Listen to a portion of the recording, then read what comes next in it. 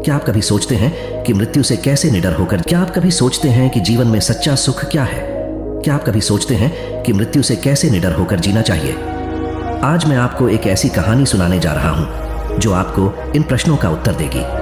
आइए कहानी शुरू करते हैं। इससे पहले कि आप इस कहानी में खो जाइए, अभी इस चैनल को सब्सक्राइब कर लें। एक बार की बात है, एक नौजवान युवक बुद्ध के पास आता है और उनसे कहता है कि हे बुद्ध, क्या आप मेरे एक सवाल का जवाब देंगे? बुद्ध ने मुस्कुराते हुए कहा कि पूछो, क्या पूछना है? इसके बाद उस युवक ने कहा कि हे बुद्ध, मेरी उम्र अभी बहुत ज्यादा नहीं है, लेकिन मैं बहुत परेशान रहता हूँ, बहुत दुखी रहता हूँ। मैं आपसे यह जानना चाहता हूँ कि मेरे जीवन में अभी से इतनी दुख है तो मेरी जिंदगी तो अभी बहुत बाकी है। क्या मेरे जीवन में दुख बढ़ते ही रहेंगे कि इन दुखों से छुटकारा पाने का कोई रास्ता नहीं है? यह सुनकर बुद्ध कहते हैं कि कहाँ है तुम्हारे दुख, मुझे तो दिखाई नहीं दे रहे। यह सुनकर वह युवक कहता है कि यह बुद्ध दुख तो मेरे अंदर है, मेरे भीतर है, वह आपको कैसे दिखाई देंगे? यह सुनकर बुद्ध उसी वक्त से पूछते हैं कि क्या तुम्हें अपने दुख दिखाई देते हैं? वो युवक कहता है कि यहाँ बुद्ध मैं अपने दुखों को भली भांति देख कर रहा हूँ। तब बुद्ध ने पूछा कि दुखों का मूल क्या है? बुद्ध में और उस युवक में चर्चा चल ही रही होती है कि तभी एक भिक्षु दौड़कर वहां पर आता है। वह भिक्षु तथागत बुद्ध के कान में कुछ कहता है। इसके बाद बुद्ध उसी वक्त से कहते हैं कि चलो आज मैं तुम्हें जीवन का सत्य दिखाने के लिए एक जगह पर लेकर चलता हूँ।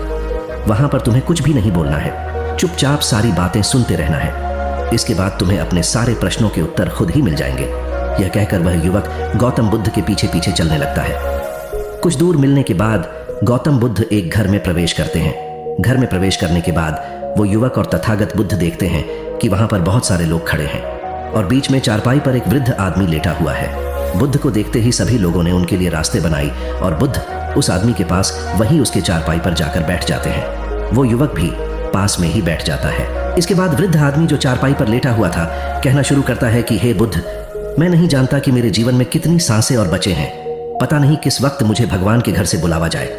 मैं मरने से पहले अपने कुछ सवालों के जवाब आपसे जानना चाहता हूँ। मुझे पता है कि उन सवालों के जवाब आप ही मुझे दे सकते हैं, इसीलिए मैंने आपको यहाँ पर बुलाया है। इसके बाद उस वृद्ध आदमी ने कहना शुरू किया कि हे बुद्ध, अपने आखिरी वक्त में मुझे अपने बचपन के दिन बहुत याद आ रहे हैं। मैं अपने बचपन के दिनों को याद करता हूँ और सोचता हूँ कि वो भी क्या दिन थे, ना कुछ पाने की फिक्र, ना कुछ खोने का गम।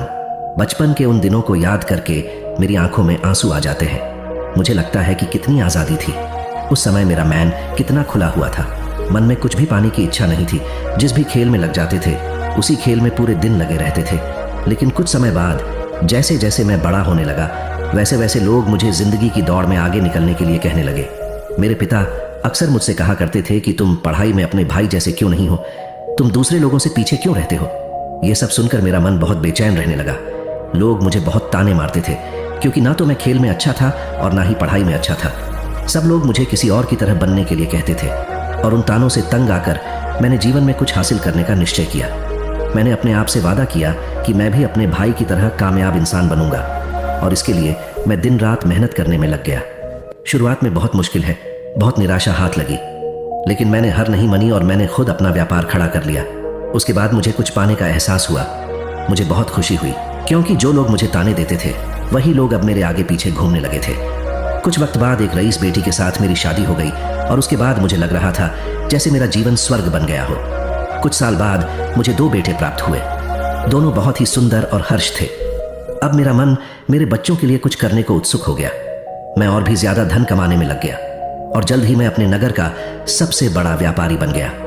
सब कुछ अच्छा चल रहा था, लेकिन अनहोनी को कौन टाल सकता है। एक दिन अचानक मेरी पत्नी मुझे छोड़कर चल गई। इससे मुझे बहुत गहरा सदमा पहुंचा। मैं कई दिनों तक अपने घर से बाहर नहीं निकला। मेरे बेटे मुझे हिम्मत दे देते कि पिताजी माताजी तो नहीं रही और जो हो चुका वो वापस नहीं आ सकता, लेकिन हम दोनों भाई आपका हमेशा साथ देंगे, आपकी हमेशा सेवा करेंगे। आपको किसी बात की कोई चिंता करने की आवश्यकता नहीं है। और धीरे धीरे मैंने भी अपने मन को समझा लिया कि अब तो मुझे अपने प्रिया पत्नी के बिना ही जीना पड़ेगा। इसीलिए मैंने अपना मन अपने बेटों के साथ जोड़ लिया। उनकी खुशी में ही मुझे खुशी होती थी, उनके दुख में ही मुझे दुख होता था। इसके बाद मैंने कहा कि ही बुद्ध जीवन चक्र में अक्सर मुझे महसूस होता था कि आखिर जीवन क्या है, जीवन को उसके गहराइयों में कैसे जाना जाए, ये कैसे जाना जाए कि मैं कौन हूँ और मैं इस दुनिया में क्या करने के लिए आया हूँ। ऐसे तमाम सवाल मेरे मन में उठते रहते थे और मुझे आपके बारे में भी पता चला कि बुद्ध ऐसी ध्यान की प्रणालियों बताते हैं जिससे जीवन का मतलब समझा जा सकता है। लेकिन मैं हमेशा सोचता रहता था कि पहले मैं अपने जीवन से दुखों और परेशानियों को दूर कर देता हूँ, उसके बाद ध्यान में मैं अपना पूरा मन लगाऊंगा। और यही सोच सोच कर मैं कभी ध्यान नहीं कर पाता था। धीरे धीरे वक्त भी तरह और आखिर में उम्र ढलने के बाद में बीमार पड़ गया। वैसे मेरे जीवन में कोई कमी नहीं रही। मेरे बेटों ने मेरा अच्छा साथ दिया। मैंने जीवन में बहुत कुछ हासिल भी किया। लेकिन अब मैं अपने जीवन में अगर पीछे मुड़कर देखता हूँ तो मुझे एहसास होता है कि मेरे बचपन के दिन ही सबसे प्यारे दिन थे। तब उस आदमी ने बुद्ध से पूछा, मैं चंद मिनट का मेहमान हूँ, ये मैं जानता हूँ, लेकिन क्या कुछ ऐसा सूत्र मुझे बता सकते हैं जिससे कि मैं सुकून से मर सकूं? मेरे मन के सारे सवाल जवाब शांत हो जाएं और मैं जीवन का असली मतलब समझकर मर सकूं।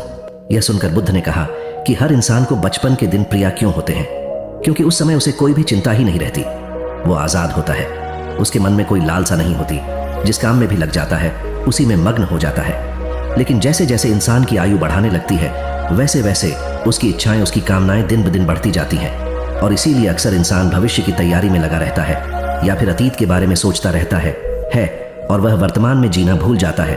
और वहीं अगर हम किसी छोटे बच्चे को देखें तो उसके लिए कोई भविष्य या कोई अतीत नहीं होता, उसके लिए बस वर्तमान होता है। और इसीलिए वो वर्तमान में पूरा आनंदित होकर रहता है। तुमने अपना पूरा जीवन अपनी कामयाबियों, अपने बेटों, अपनी पत्नी और अपने भविष्य की योजनाओं में ही बिता दिया।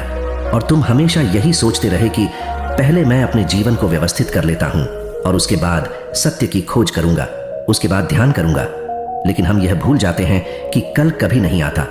भविष्य की योजनाएं कभी पूरी नहीं होती। जब एक योजना पूरी होती है तो हमारा मन दूसरी योजनाएं बना लेता है और इस प्रकार जीवन चक्र चलता रहता है। और अब आखिरी समय में जब मृत्यु तुम्हारी सैया पर लेटी हुई है तो तुम्हें एहसास हो रहा है कि मैंने जीवन में कुछ भी हासिल नहीं किया। अब तुम्हें लग रहा है कि जो भी तुमने किया उसमें से तुम एक सुई भी अपने साथ नहीं ले जा सकते। अगर यही बात तुम उसे वक्त समझ लेते, मृत्यु कभी निश्चित होकर नहीं आती, वो तो कभी भी आ सकती है। अगर ये बात उसे वक्त तुम्हारा मन समझ लेता तो तुम उसी वक्त ध्यान और सत्य की खोज में लग जाते। तुम कोई ऐसी चीज खोजने की कोशिश करते जो तुम्हारे साथ जा सके, जो तुम्हें परिपूर्णता से मरने का मार्ग दिखा सके। उसे वृद्ध आदमी ने हाथ जोड़कर बुद्ध से कहा कि बुद्ध, यह तो मैं जानता हूं कि मुझसे गलतियां हुई हैं। मैंने अपने जीवन को सार्थक रूप से जिया ही नहीं और इस बात का मुझे बहुत गहरे में एहसास हो चुका है। लेकिन मैं आपसे फिर से वही सूत्र जानना चाहता हूं कि क्या मैं अभी परिपूर्ण था के साथ नहीं मर सकता? क्या मुझे अभी सत्य की कोई झलक नहीं मिल सकती? यह सुनकर बुद्ध ने उसे आदमी का बहुत सहलाते हुए कहा कि अब तो एक ही सूत्र समझने लायक रह जाता है और वो सूत्र ये है कि तुमने जीवन में जो कुछ भी पाया या जो कुछ भी खोया वो सब यहीं पर छोड़कर चले जाओ। उसे अपने मन के साथ जोड़कर मत ले जाओ। अपने मन में यह भाव पैदा करो कि तुमने अपने जीवन से बहुत कुछ सीख लिया और वास्तविकता में तुमने अपने जीवन में बहुत प्रगति की है, क्योंकि तुमने यह जान लिया है कि जीवन में कुछ भी सार्थक नहीं है और यह जानना भी बहुत बड़ी उपलब्धि होती है। लोग जीवन भर जीते जीते मर जाते हैं लेकिन उन्हें जीवन की निरर्थकता का कोई पता नहीं चलता। इसीलिए अभी अपने मन से सारे सवाल गिरा दो और यह भाव पैदा करो कि जीवन में जो कुछ जानने जैसा था वह मैंने जान लिया है और अब जीवन में कुछ भी जानने जैसा नहीं बचा है। जब तुम इस बोध से भर जाओगे तो तुम बिल्कुल खाली होकर मृत्यु को प्राप्त हो जाओगे। और वास्तविकता में यही मरने की कला होती है। हमने जीवन में जो कुछ भी पाया, जो कुछ भी खोया, वो इसी दुनिया का था और वह यहीं पर रह जाएगा। हमारे साथ कुछ भी नहीं जाएगा। हम खाली जाएंगे, हम बिल्कुल खाली जाएंगे। और जो लोग अपने मन से बिल्कुल खाली होकर जाते हैं, वास्तव में उनके अंदर ज्ञान का दीप जल जाता है और वो आगे चलकर दूसरे जन्मों में उसे निर्वाण की स्थिति को प्राप्त कर सकते हैं। लेकिन उससे पहले तुम्हें इस जीवन की निरर्थकता को समझना होगा। यहाँ पर कुछ भी पाना या कुछ भी खोना कोई मायने नहीं रखता।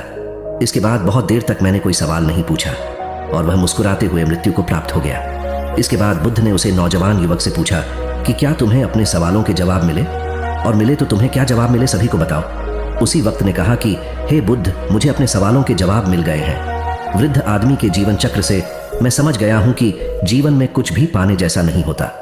सुख हो या दुख हो, सब कुछ यहीं पीछे रह जाता है और अगर हम इसी चक्कर में फंसे रह जाएंगे तो हम सत्य को कभी नहीं जान पाएंगे।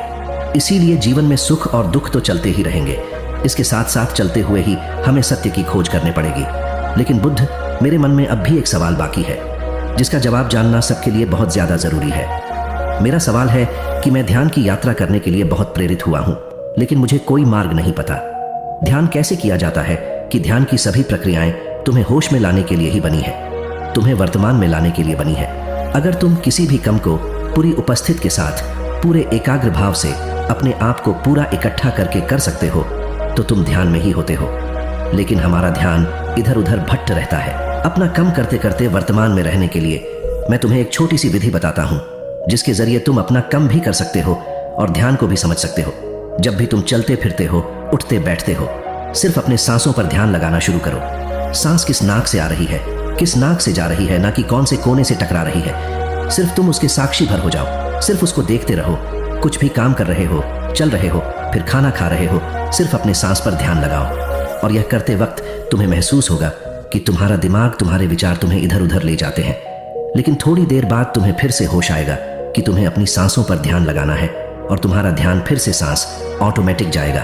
और धीरे धीरे जब तुम अपने विचारों को देखने लगोगे तो तुम पाओगे कि विचार विलीन होने लगे हैं। तुम्हारे अंदर बस एक खाली मैदान बचा हुआ है। सारे सवाल जवाब विलीन हो चुके हैं। इसके बाद बुद्ध ने कहा कि सांसें जो होती हैं वो वर्तमान में चलती है, ना ही वो भविष्य में चलती है, ना ही अतीत में चलती है। वो वर्तमान होता है, वही वर्तमान स्थिति होती है। और जब तुम अपनी सांसों से जुड़ जाते हो तो तुम वर्तमान में ध्यान लगाना सीख जाते हो, क्योंकि सांसें जिन पर तुम ध्यान लगा रहे हो वो वर्तमान में चल रही होती है। इसके बाद धीरे धीरे कदम दर कदम तुम्हें ध्यान का खुद ही एहसास होने लगेगा। फिर तुम जो भी कम करोगे उसमें तुम्हारा पूरा चित्त लगा होगा। तो शुरुआत वहीं से करो जहां पर तुम हो, यहीं से अभी से अपनी सांसों को पकड़ना शुरू कर दो। तो दोस्तों, कैसी लगी आपको यह कहानी? कमेंट सेक्शन में जरूर बताना, और अच्छी लगी तो इस चैनल को सब्सक्राइब करना मत भूलना। तो मिलते हैं अगले कहानी में, तब तक के लिए अपना ख्याल रखें।